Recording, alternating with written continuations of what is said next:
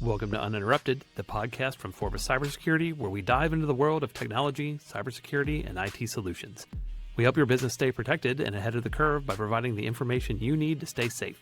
Whether you're a business owner, IT professional, or just tech curious, this is your go-to source for staying informed and staying secure. Hey everybody, welcome back to another episode of Uninterrupted. I'm your host, Chris Hammonds, and with me today is our COO, Jon Fausz. Jon, say good morning. Hey, morning everybody.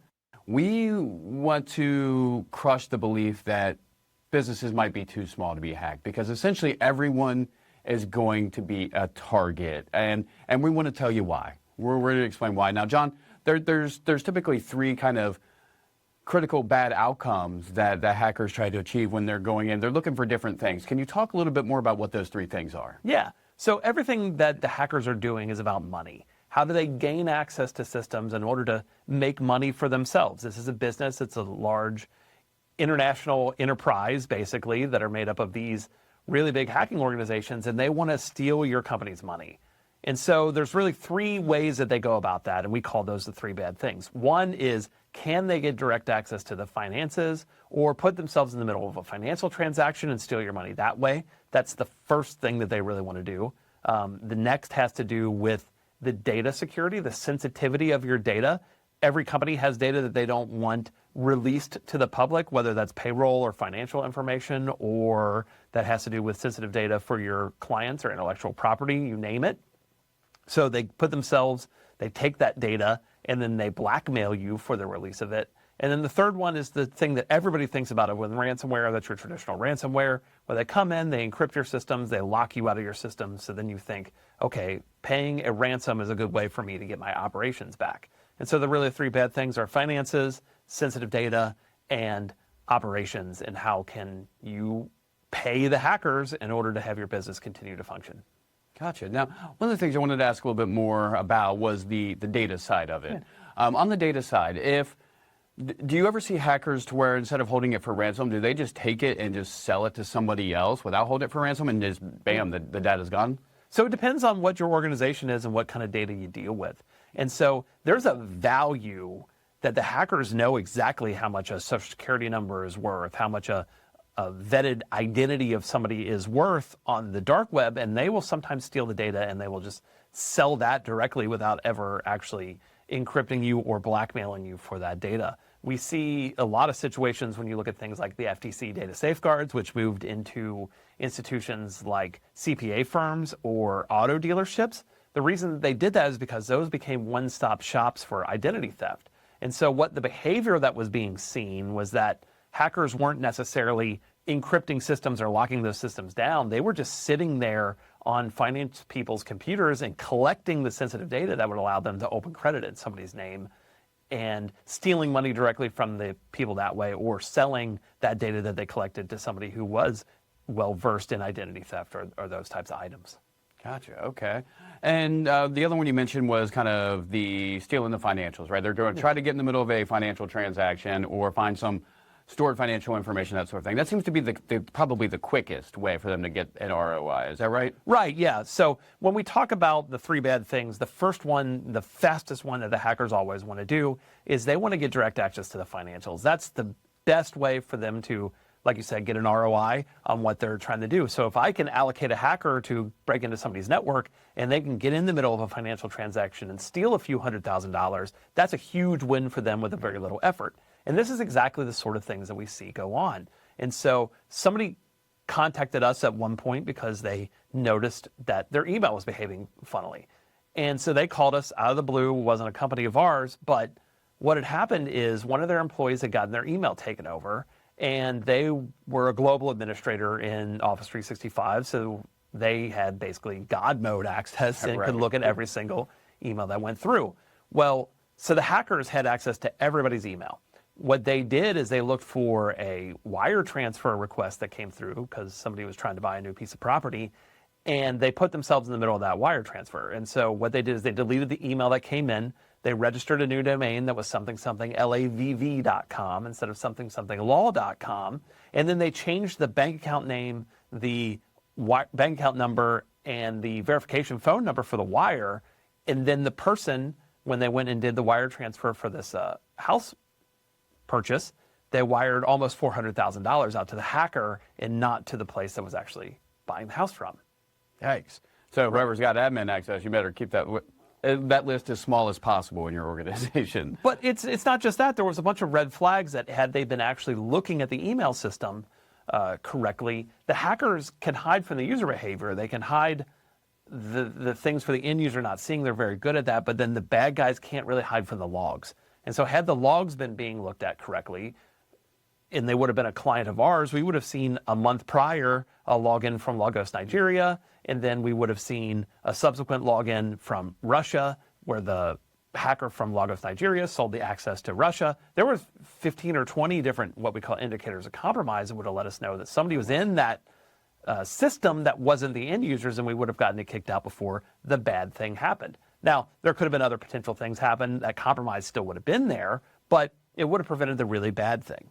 On top of that, there's other things that would have prevented the bad thing. So if the person who received the wire transfer request would have just picked up his phone and called the person personally that he knew who sent over the transfer request, it could have been handled that way. And we've seen other instances of this. Another example is a company that does work with us. They had a place that is one of their customers who sent in a request to purchase something, a purchase order. Well, the hackers had all the information for how their purchase orders look. They had the letterhead. They had every single thing for exactly how those POs get sent out to their suppliers. And so they sent a PO to our customer. Our customer looked at it, said, hey, there needed to be some product that was drop shipped to their Texas location. And so they did. They fulfilled the order, and they drop shipped about $60,000 worth of product out to the location in Texas that didn't actually exist. What happened is a mule came and picked up that product, and then they sold it on the black market. So in this case, there was no really technological solution that could have stopped that. So what this company did to put it in place was, okay, any order above a certain threshold, and let's say for them it was $5,000, we're going to call the person who put in that order and just say, hey, I want to thank you for putting in that order. Is there anything else we can help you with? Is there anything else that you need? Well, what that does is that cybersecurity masked as good customer service. And it's also good customer service anyways, but it's cybersecurity masked as good customer service. We're going to reach out to you, and we're going to verify that that high dollar amount purchase actually happened. And that's why they put a threshold on it, because they didn't want to do it for every single order that they could do. They had a risk tolerance that said, hey, we can lose this much money on a fraudulent transaction that we're maybe okay with, but anything above this we want to do and take the man hours to actually do.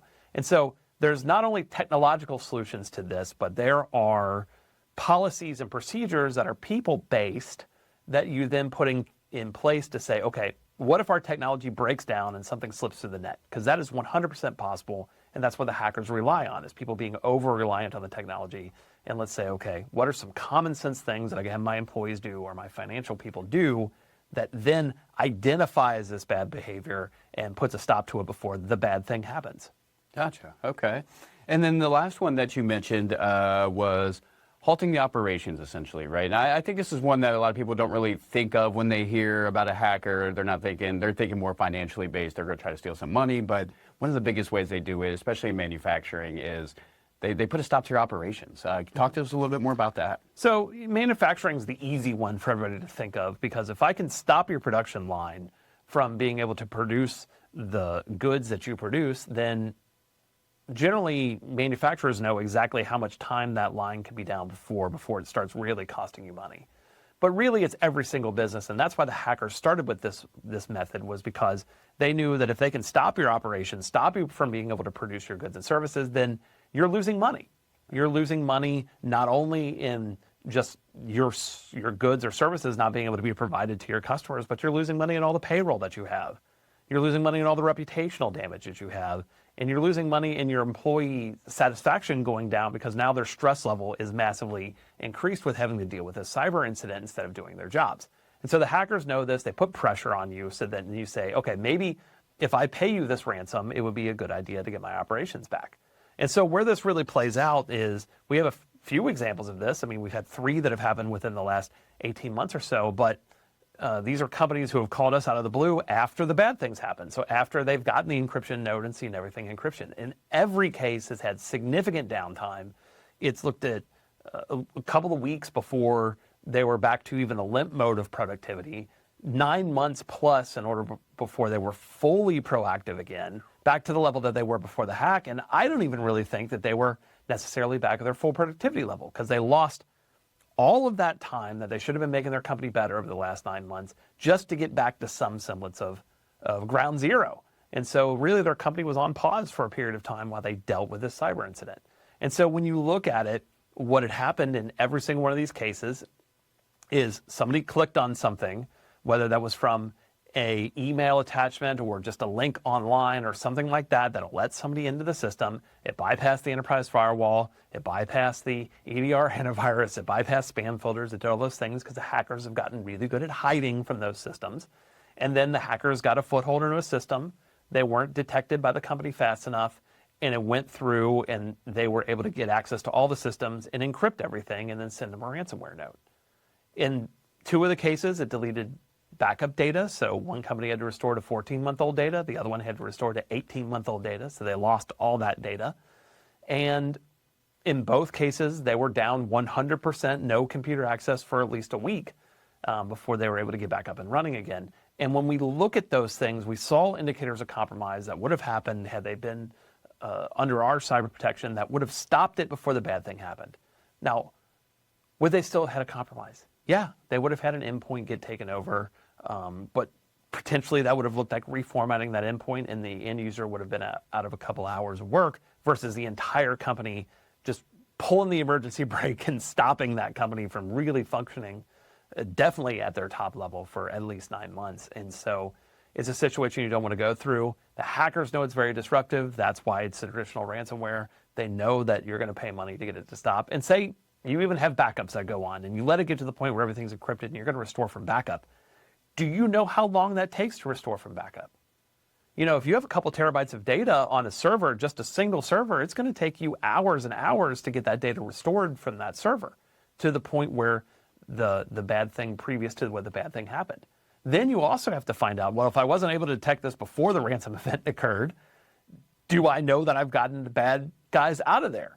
Because if you couldn't detect their access before, what makes you think that you're going to still be able to detect their access now? Or did you just restore their access into the system and they're going to do it again?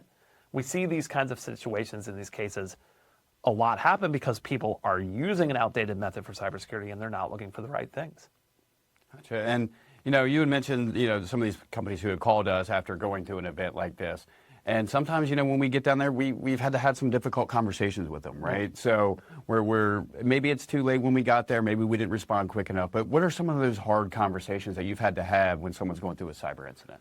Well, so the big thing that we see whenever we are contacted by these people who have gone through one of these really serious bad events is that they get hit and we are going, like the fire department is going in after everything's burned to the ground, right? So we never had the ability to stop this. We have to go through and sift through the ashes and then try to rebuild this system from the ground up. And oftentimes, the person who knows the most about their network was the hacker who hacked it.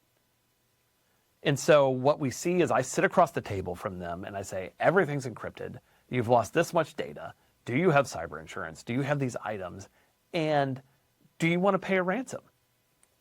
And we don't want anybody to have to pay a ransom, but it's a legitimate question at that point because these business owners, these businesses are like their families. It's what allows them to live the lifestyles that they lead and provide their kids education and their kids schooling and their kids recreational time and vacations and all these things. These are their lives. And so when I sit across the table, it's like telling them that a loved one is terminally ill. And they're hard, and I don't want to have these conversations anymore. And every single one of these scenarios I look at, had they been clients of us, we could have stopped them from getting to the point that they were at. And you know, I really don't want to go through that anymore. And the best way that we can get this to happen is to educate the business owners and the business leaderships in the greater Cincinnati area and say, this is what you adequately need to do to protect yourself, and then urge them to know that we've audited hundreds of companies and only 3 are doing what we would consider enough for cybersecurity at the point of auditing them. Now, almost every single one of them said that they think they're doing enough for cybersecurity. And what we found out is there's a huge gap here between what people think is enough and what is actually enough. Right. And it's education for that. And so please be informed of what your company actually needs to do. If you think you're doing enough, you most likely aren't. get a second opinion, find out what actually it takes, and talk to a company like ours that can come in and say, okay, this is what you're doing, this is where your gaps are, and then you can make an actually informed decision of your cybersecurity, because it will happen to you.